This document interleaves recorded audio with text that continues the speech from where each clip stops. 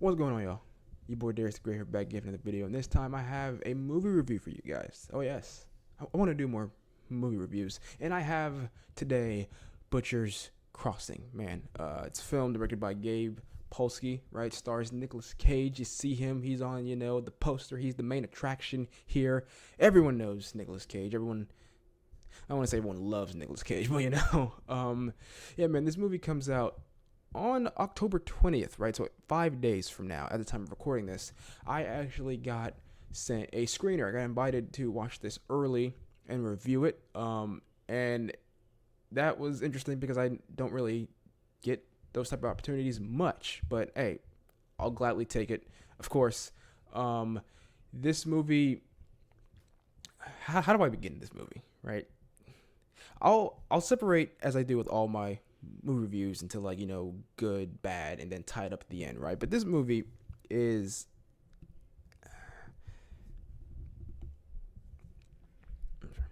this movie is a Western film, right? It's like a Western drama film. It's set during the 19th century, right? Around the time that the buffalo were being, hunted to holy hell, going on the verge of extinction, right? By a bunch of white men. That's just it's kind of the gist of it in terms of like that historical context. But it is about these group of hunters, right? Go out on this, expedition, hunt down like this big herd of buffalo, and the trials and tribulations that they go through, and what they basically become and have to deal with, right? Now, Nicolas Cage in this stars as Miller, right? The character name's Miller. He's basically the Captain Ahab of this entire thing. If you've read Moby Dick and know what Moby Dick's about, he's that type of character where he's just so obsessed with it, right? And it's interesting that he's on the poster and everything, right? Like he's the main attraction, like he's the big name of the cast. It's a very small cast, by the way. It's a small film, but the movie starts off and you're following like this different character named Andrew, right, played by Fred Herkshinger. I don't know how to say his last name, but I got the cast list right here. But he's this privileged young white dude who leaves Harvard in search of the thrill of going out and hunting buffalo and stuff, right? And he gets more than he bargained for, right? Because this group that he embarks on with Nicolas Cage, they're not they're clearly not, the sanest people, right? And as this entire ordeal goes on, they just start slowly losing their sanity, right? Like they're successful at hunting buffalo, right? And the movie makes sure to show you the bloody, gory details of them, shooting down buffaloes, skinning them, and it's. I'll get back to that later, but it goes very well for them, but for old Miller, it is not enough. Like he just wants more.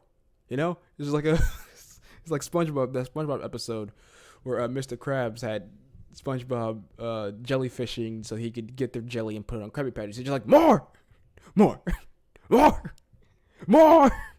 So yeah, man.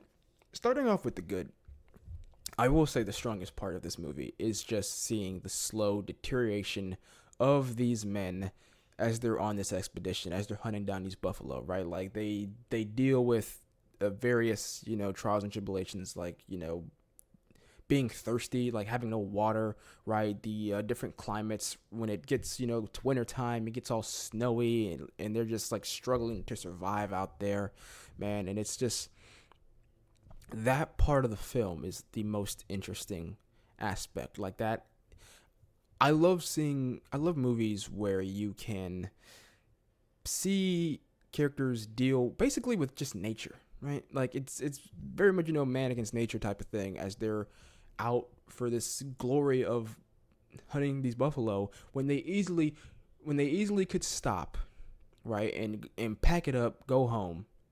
They keep going because of Miller and his just obsession with shooting down buffalo. It's nuts. And I thought the performance of Nicolas Cage was. Here's the thing about Nicolas Cage, right? Nicolas Cage, a lot of people know him as kind of like the over actor, and like the different performances, his choices and performances are always not like, it's always just, sometimes it like Nicholas, he's kind of a meme at this point, right? So much so that he had an entire movie made about that, the unbearable weight of massive talent, which I still haven't seen, but I plan to watch. I am not really like a Nicolas Cage guy. Like his taste of acting isn't my, like his brand of acting isn't my thing. I feel like the only Nicolas Cage movie I've still seen to this day are the two Ghost Rider films. Ghost Rider and Ghost Rider Spirit of Vengeance. Not counting this one, of course. But those are the only two Nicolas Cage movies I think I'd ever seen. But now, hey, I can add this to that. But performance-wise, like, he didn't go overboard or anything. Like, he was very believable in his role as this Ahab-like, figure. And part of me is kind of disappointed by that. Like, I feel like if you get Nicolas Cage, man, you expect Nicolas Cage to bring a type of energy, and I feel like he was kind of subdued in this role. I like him being this kind of unhinged guy who gets further and further unhinged on this hunt with his obsession. I feel like we could have seen some crazy Nicolas Cage overacting. We didn't get it, but hey, it is what it is. So that was good. The cinematography, like the different shots they show, they take their time with their pace of like just honing in on certain shots, just of like the buffalo or whatever, or just the terrain, so that you kind of get the gist, so you kind of get the weight and impact of what's going on, what you're seeing. Very much enjoyed that as well.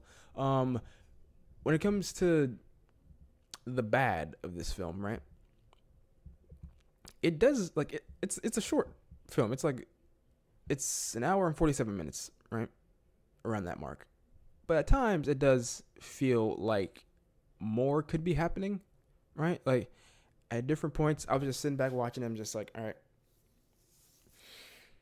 what else is like where else are we going here? Like I guess that might just be indicative of like the entire premise of going out here, hunting these buffalo and showing the obsession and showing what happens as they, like deteriorate, as their psyches, like all the psychological stuff. That's pretty much all you have in this film. Like I will say there's some very impressive, like visuals, like dreams that Will Andrew has, where I'm just like, dude, you are like, he's like tripping. Like he's not on any drugs, but he's tripping. That's just how much like this stuff is getting to him. But it feels like, how do I put this? When it comes to Westerns, I feel like Westerns, even those that are kind of more like psychological, right? I feel like there's like a big hook, especially that ties it up at the end. But by the time we get to the end of the film, I'm just kind of like,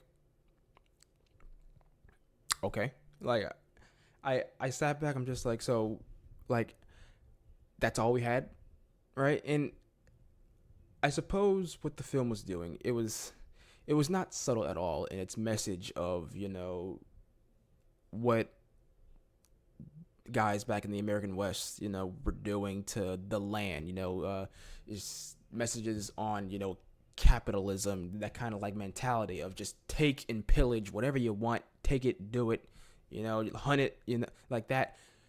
All those type of messages, I get it. I got it. They make sure that you get it. But I feel like it's missing that, like, that oomph, like it's missing something by the end of it, where I'm just like, was it all worth it? That's my biggest gripe with the whole film. By the end, is just like, was it all really worth it? What it was just for that specific message that was very clear. It's just like, that's kind of. But I will say though, all in all, tying everything together, as a film, I'd probably never watch it again, but I'm glad that I did watch it, because I had personally never really, like I knew about all the buffalo stuff. Like I knew, what they did back then, skinning them and hunting them down and stuff. I didn't know the extent of it. I didn't know, like, obviously with the different images. Like, I don't think I'd ever seen a skinned buffalo in my life until I saw this movie, which, thank you for that. And I'm being serious, like that. It definitely sticks in your brain. A lot of the stuff sometimes might be a little gratuitous, but other times it's just like, all right, yeah, like I really understand it. There's some scenes where it's like one scene where like a guy has like a piece of like buffalo meat, just like he just it's just kind of just like, ooh.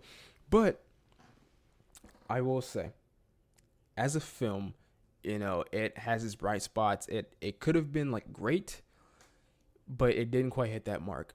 I would give it a solid like 2.5 out of 5, right? Had a lot of promise, had a lot of things it was playing with that could have catapulted it into being great, but it kind of felt like towards the end, it ran out of steam. Like the story, and I know it's a story based on a book.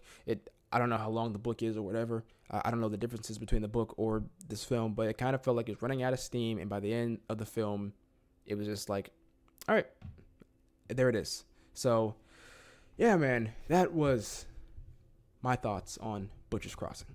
Again, it comes out October 20th. So if you want to go see it for yourself and get your own experience of a Nicolas Cage Western film where he's, Captain Ahab like from Moby Dick, knock yourself out. Go see it, man.